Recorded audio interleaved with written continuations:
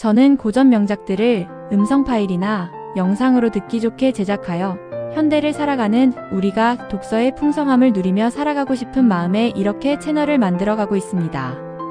세상에는 많은 책들이 있지만 우리 인생에게 직접적이고 현실적이고 즉시적으로 영향을 주는 기독교 고전 명작 저서들을 위주로 책을 요약해서 듣고 읽어보려고 합니다.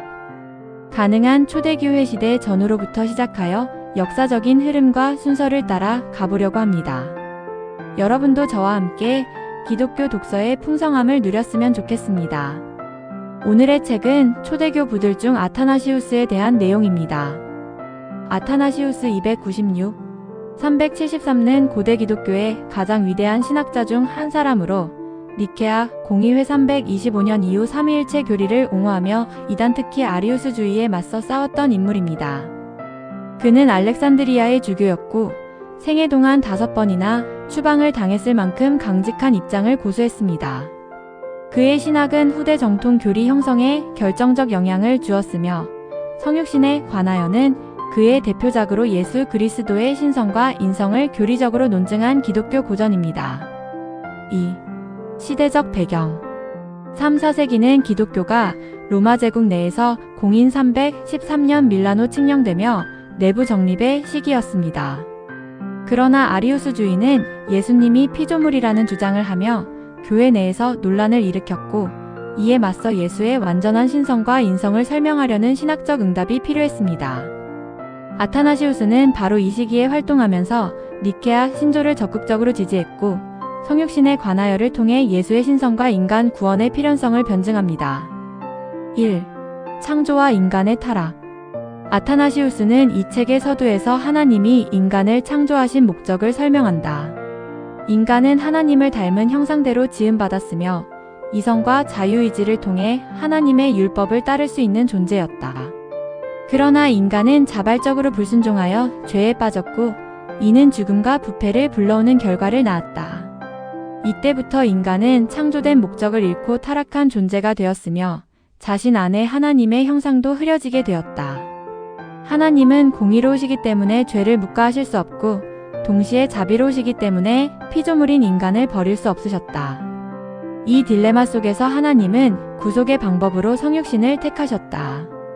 곧 말씀이신 하나님 로고스가 육신을 입고 오심으로써 인간의 죄와 죽음을 해결하고자 하신 것이다. 2. 성육신의 필요성과 목적 아타나시우스는 성육신이 단지 인간을 구원하는 하나의 방법이 아니라 유일한 방법이라고 강조한다.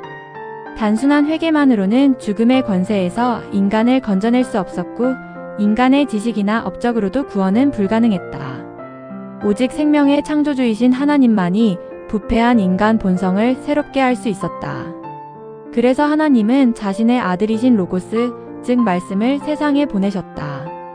말씀은 사람의 몸을 입고 오셨고 육신을 지닌 완전한 인간으로서 십자가에 달려 죽으심으로 죽음을 이기셨다. 동시에 그의 부활은 인간의 육체가 다시금 생명을 얻을 수 있는 길을 열었다. 이 사건을 통해 인간은 부패에서 회복되었고 영원한 생명의 소망을 가지게 되었다.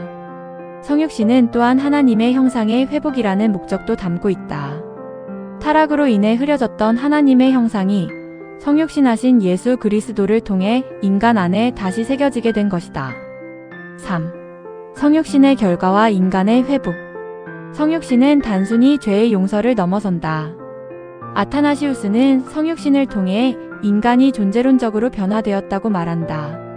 인간은 더 이상 죽음의 종이 아니라 하나님의 자녀로 영원한 생명을 누릴 자격을 가진 존재로 변화되었다. 이는 예수 그리스도의 사역으로 가능해졌으며 그의 부활은 인간의 운명을 근본적으로 바꾸어 놓았다. 또한 성육신은 인간이 하나님을 더욱 깊이 알 수 있는 길을 열었다. 구약시대에는 하나님이 보이지 않으셨지만 성육신을 통해 하나님이 직접 사람의 모습으로 오셨고 인간은 하나님의 본성과 뜻을 눈으로 보고 귀로 들을 수 있었다.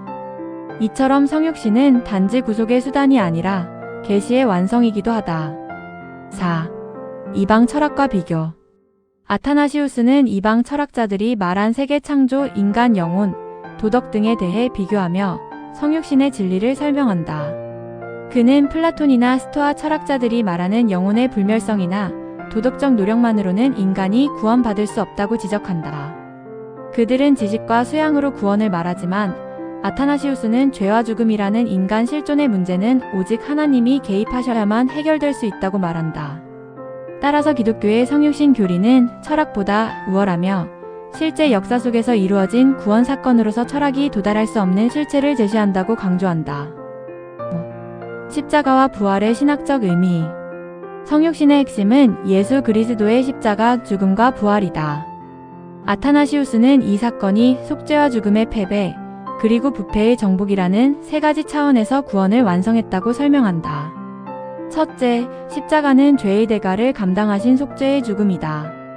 인간은 죄로 인해 죽어야 했으나 예수께서 대신 죽으심으로 그 값을 지불하셨다. 둘째, 죽음 자체가 무너졌다. 예수는 죽음을 이기시고 부활하심으로 더 이상 죽음이 인간을 지배하지 못하게 하셨다. 이는 그리스도의 부활을 믿는 자마다 죽음 이후의 생명을 소유하게 됨을 의미한다. 셋째, 예수의 부활은 인간의 육체가 거룩한 것이 될 수 있음을 보여준다. 육체는 죄와 부패의 상징이 아니라 이제는 하나님의 성령이 거하시는 성전이 되었다.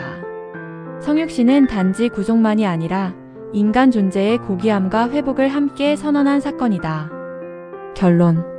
성육신에 관하여는 단지 교리적 설명이 아니라 기독교 신앙의 핵심을 아름답고 논리적으로 정리한 고전이다. 아타나시우스는 그리스도의 성육신이 왜 필요한지, 어떤 결과를 가져왔는지를 철학, 신학, 역사적 관점에서 치밀하게 분석한다. 그는 성육신이 단지 신비로운 교리가 아니라 삶을 변화시키는 실제적 진리이며 하나님 사랑의 절정이라고 강조한다. 이 책은 초기 교회가 어떻게 예수 그리스도를 이해했고 그 이해가 신자들의 삶과 교회 공동체를 어떻게 이끌었는지 보여주는 위대한 증언이라 할 수 있다. 감사합니다.